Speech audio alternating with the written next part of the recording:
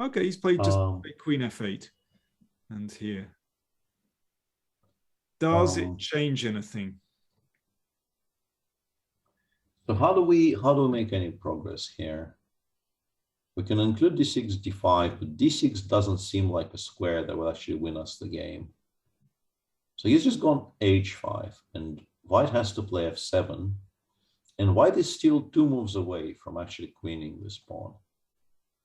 You can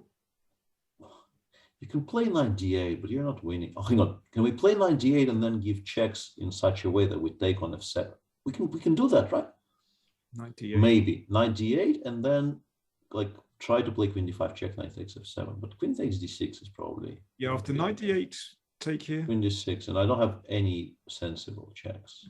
Queen e3, king a4, and it's a draw. Now Magnus down to 15 seconds.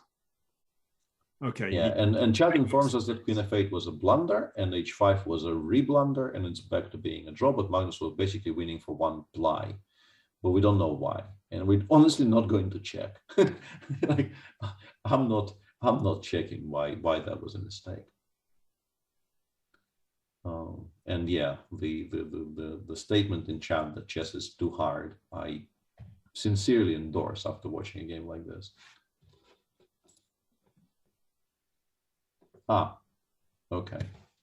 So that actually was a somewhat human way of winning there, which I can sort of understand. Apparently he had time enough, yeah, after queen f8.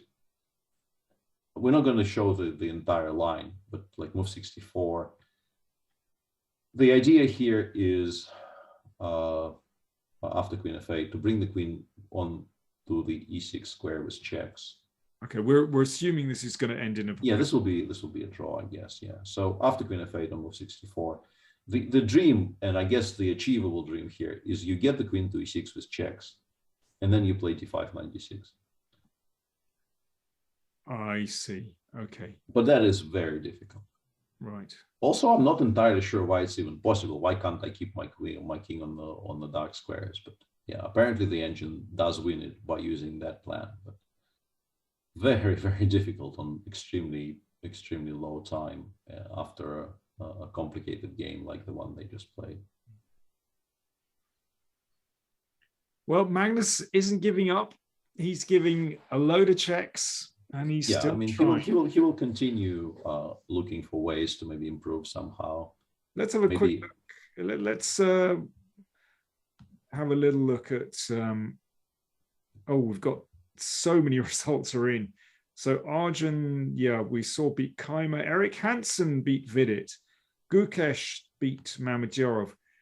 Duda looking very good for him. He defeated Hari Krishna. Yeah, Duda is basically nailed on by this point, and very, very nice to see that Eric actually won a game because he was, I think, the last person in the tournament without a victory until this round, but he is finally on the scoreboard. So we've got Duda on 24, Eric Gaisi 21, Mamedyarov 20, Abdusattorov still playing. Gukesh will be on 19, we assume, and yeah, Magnus continues from here. Yeah, it's very, very nice to watch, right? He just goes into a queen ending and will continue. He's not really better in this queen ending because I think it's a draw even if you imagine this h pawn already on h3, but it's not, and I don't think it gets there because of just how many checks white can give in response. And also as white, I think we just start pushing. We just go b4, b5 here. And go.